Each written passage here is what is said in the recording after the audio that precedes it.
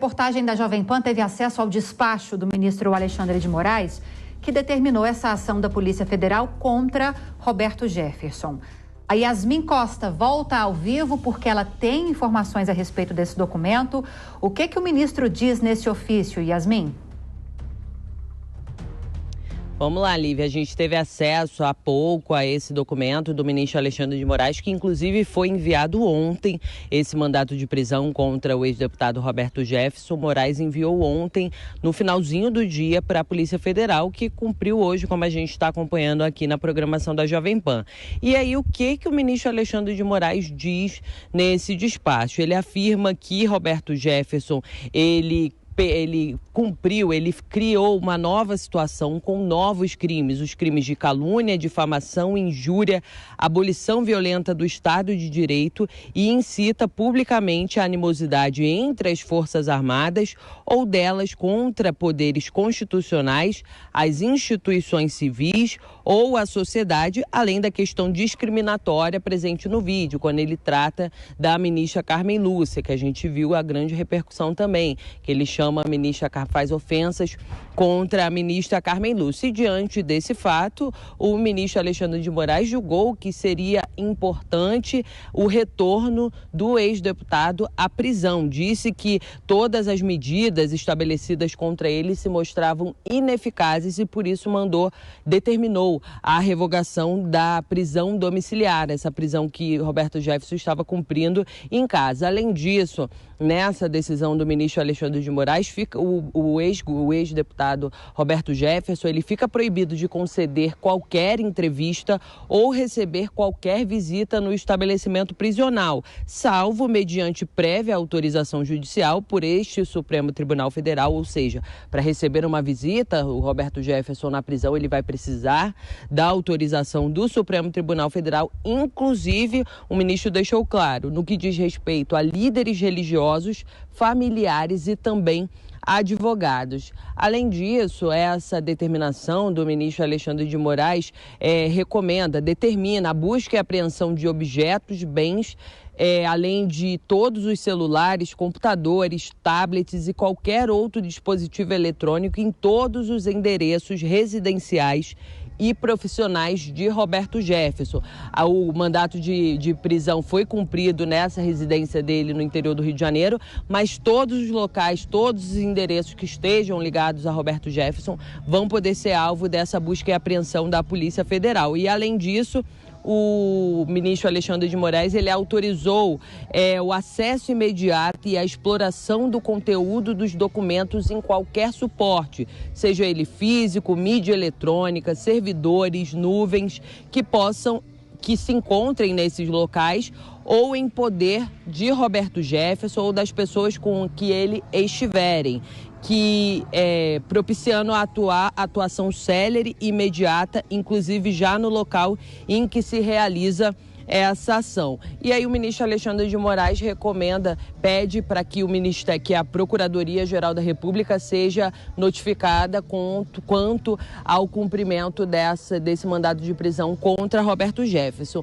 Uma informação agora de momento, Lívia, a gente recebeu uma nota da Polícia Federal a respeito de todo esse ocorrido na residência de Roberto Jefferson, e a Polícia Federal disse o seguinte, que durante essa diligência contra o ex-deputado federal, ele reagiu realmente, e a polícia diz o seguinte, na ação, 2 policiais foram feridos com estilhaços de granada que foram arremessados por Roberto Jefferson de dentro da residência dele, e esses 2 policiais eles foram levados imediatamente para o hospital e após o atendimento todos os 2 foram liberados e passam bem.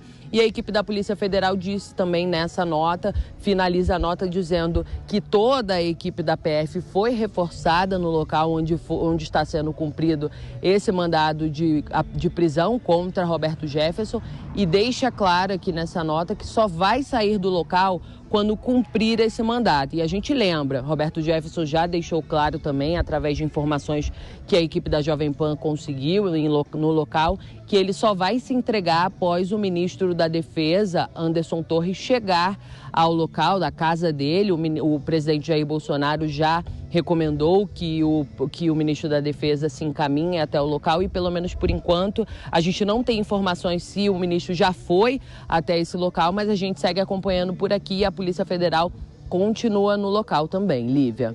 Obrigada pelas informações. Yasmin Costa, qualquer novidade, por favor, é só nos acionar. Agora, Zé Maria Trindade, esse documento agora que a Yasmin Costa trouxe detalhes para a gente a respeito dessa decisão de Alexandre de Moraes, vai justamente ao encontro do que você trouxe para a gente agora há pouco. Ele fala de medidas cautelares ineficazes, daí a necessidade de revogar a prisão domiciliar e estabelecer essa prisão em regime fechado, que foi esse mandado de hoje que está ainda em andamento, esse cumprimento ainda está em andamento pela Polícia Federal, no endereço de Roberto Jefferson. A Yasmin Costa reforçou que a equipe da Polícia Federal no local está reforçada desde o fato. Em nota, a Polícia Federal, conforme a Yasmin trouxe agora a informação para a gente, disse que essa equipe reforçada é necessário porque só vão sair do local, esses agentes, quando efetivamente esse mandado de prisão for cumprido. Então, lembrando também a informação que a gente está sempre renovando aqui para você, ministro da Justiça Anderson Torres, a pedido do governo do presidente Jair Bolsonaro, deve ir até o local para ajudar nessas negociações, a se saber ainda se ele vai contribuir com essa tentativa da Polícia Federal para que Roberto Jefferson se entregue e esse mandado efetivamente seja cumprido. Falamos mais cedo, Zé Maria Trindade, sobre a ida, segundo a Cris, a Cris Brasil, a filha, né, do Roberto Jefferson. Falamos a respeito da ida do deputado Daniel Silveira até o local para ajudar nessa negociação. O Zé daqui a pouquinho volta com a gente. Eu quero dar as boas-vindas para o Marcelo Rocha Monteiro, nosso comentarista, que também agora vai fazer parte da bancada para esses comentários. Então, passo a pergunta para você, Monteiro. De que forma que o ministro da Justiça pode ajudar nessa negociação, nesse processo? E também Daniel Silveira, que, segundo o Cris Brasil, reforçando, está se encaminhando para o endereço do fato. Boa tarde. Boa tarde, Lívia. Boa tarde a todos os nossos telespectadores e ouvintes da Jovem Pan. Nós estamos aí diante de uma situação bastante delicada, bastante complexa, porque existem ilegalidades de parte a parte. Nem é preciso dizer que o ex-deputado Roberto Jefferson se ofendeu, ou melhor, se excedeu, usou expressões ofensivas contra a ministra Carmen Lúcia, teve uma conduta absolutamente inadequada, usou de xingamentos, né? Mas, por outro lado, né, a resposta do ministro Alexandre de Moraes, mais uma vez, vem atropelando o devido processo legal numa sequência de ilegalidades, né, que não se pode esperar de um ministro da mais alta Corte de Justiça do país. Né? Os crimes que eventualmente o deputado tenha cometido nessa fala, calúnia, difamação e injúria, não ensejam prisão preventiva. A lei é muito clara. O nosso Código de Processo Penal só admite prisão preventiva para crimes com pena superior a 4 anos. Furto, por exemplo, não admite prisão preventiva. O artigo 155 do Código Penal prevê uma pena de 1 a 4 anos de prisão para o crime de furto. Então, o furto admite prisão preventiva. O sujeito não pode ter a prisão preventiva decretada enquanto responde a um processo por furto. Depois que for condenado, aí é outra coisa, aí é pena de prisão. Mas nós estamos falando aqui de medidas cautelares, de prisão cautelar. Né? Calúnia, difamação e injúria, a pena mais alta das 3 é a de calúnia, cujo máximo de prisão é de 2 anos. Né? Então, atinge a metade do patamar admitido. Ou seja, não poderia haver decretação de prisão preventiva. E aí, novamente, se justifica a prisão, dizendo que não, ele não cometeu apenas um crime contra a honra da ministra, ele cometeu um crime contra o Estado Democrático de Direito. Essa justificativa, vamos ser claros, esse pretexto tem sido utilizado de forma recorrente pelos ministros do Supremo para transformarem, é o exemplo do caso Daniel Silveira, tá? o Daniel Silveira fez um discurso no qual pode-se considerar que ele ofendeu o ministro Fachin. Tá? Teria cometido um crime de calúnia, eventualmente de ameaça, que é um crime também que tem pena pequena, não admite prisão preventiva. Então, para justificar a prisão dele, qual é o discurso do Supremo? O crime não foi contra o ministro, foi contra a democracia, contra o Estado Democrático de Direito. Vejam que, nesse caso, essa desculpa, que já é bastante esfarrapada, né? Confundir-se a pessoa de um ministro com a democracia, falar mal de um ministro significa atacar a democracia. Por que falar mal do presidente da República não significa atacar a democracia?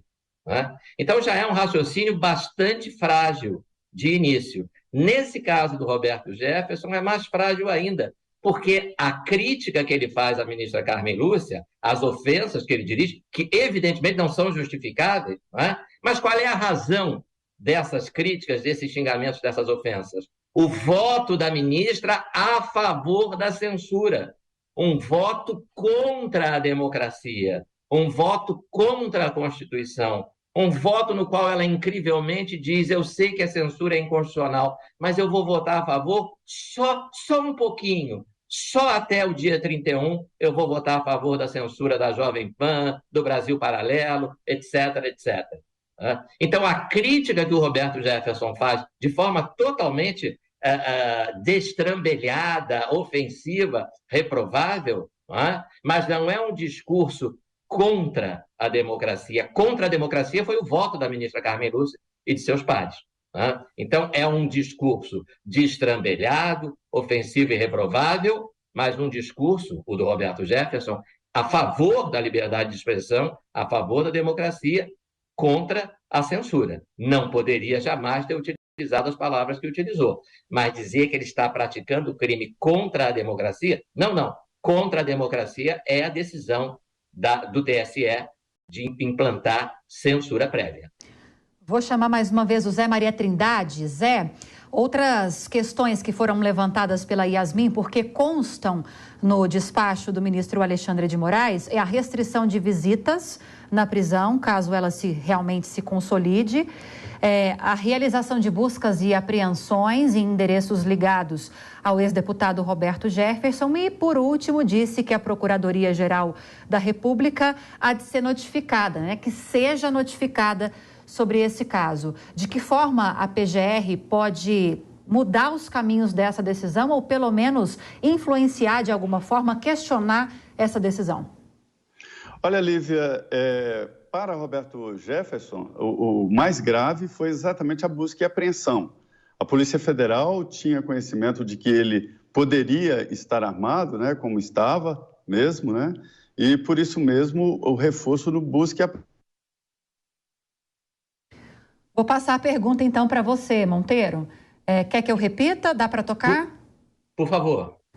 Questionei o Zé Maria Trindade a respeito de outros pontos que estão também nessa decisão de ministro Alexandre de Moraes, que é sobre restrição a visitas na prisão, assim que essa determinação for consolidada, se ela realmente for consolidada, e a realização de buscas e apreensões em endereços ligados ao ex-deputado Roberto Jefferson também, e disse que a PGR vai ser notificada sobre esse caso. De que forma vai ser essa atuação da PGR? Qual vai ser a participação da PGR nesse caso mediante isso? Olha, o retrospecto nos mostra que o ministro Alexandre de Moraes considera o Ministério Público um apêndice perfeitamente dispensável. Ele profere as suas decisões ao arrepio do Ministério Público, muitas vezes sem a provocação do Ministério Público. Ele instaura inquéritos por iniciativa própria, ele decreta prisões, como no caso do Daniel Silveira, por iniciativa própria, e ele viola, assim como o próprio Ministério Público já reconheceu, o sistema acusatório. O sistema acusatório é aquele em que o juiz é neutro, o processo é um triângulo. Num vértice está o acusador, que é o Ministério Público, o autor. No outro está o réu, o acusado. E o juiz está equidistante dos dois e não toma nenhuma iniciativa, nem a favor de um, nem a favor de outro, nem contra um, nem contra outro, a não ser que seja provocado.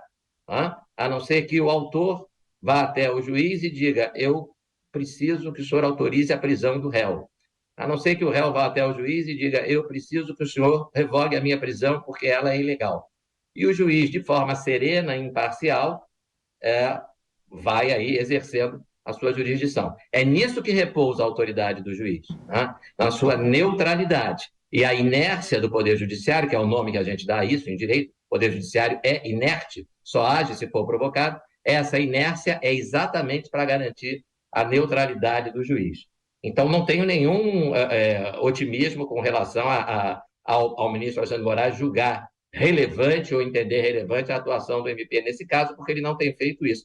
Agora, o que eu preciso destacar também, eu queria, acabei deixando de falar isso na minha primeira intervenção, é o seguinte: Roberto Jefferson não é deputado federal, não é mais, já foi. Ele não tem foro especial. Se ele comete uma calúnia, uma difamação, uma injúria, qualquer que seja o crime, não cabe ao Supremo, e sim a um juiz de primeira instância do local onde o crime foi cometido, tomar qualquer medida contra ele, se provocado. Todos esses atos realizados pelo ministro Alexandre de Moraes, decretação de prisão, busca e apreensão, tudo isso, né, é feito ao arrepio da Constituição, né, que diz que o Supremo tem competência para processar e julgar originariamente quem tem foro especial, foro privilegiado, como o leigo costuma chamar. Né? Deputado federal tem, ex-deputado federal não tem. Né? Então, nesse momento, né, não tem amparo na lei nenhuma dessas medidas tomadas pelo ministro Alexandre de Moraes, sem entrar no mérito, porque de antemão já se vê o quê? Estão sendo tomadas por uma autoridade que não tem competência para isso. Isso é muito grave. Tá? Ninguém será preso, diz a Constituição, senão por ordem escrita e fundamentada da autoridade judiciária competente. Está lá no artigo 5º da Constituição. Tá? Será que, se ficar constatado que o Roberto Jefferson teria tentado matar um policial, essa tentativa de homicídio vai ser julgada pelo ministro Alexandre de Moraes? Tentativa de homicídio é crime da competência do tribunal do júri.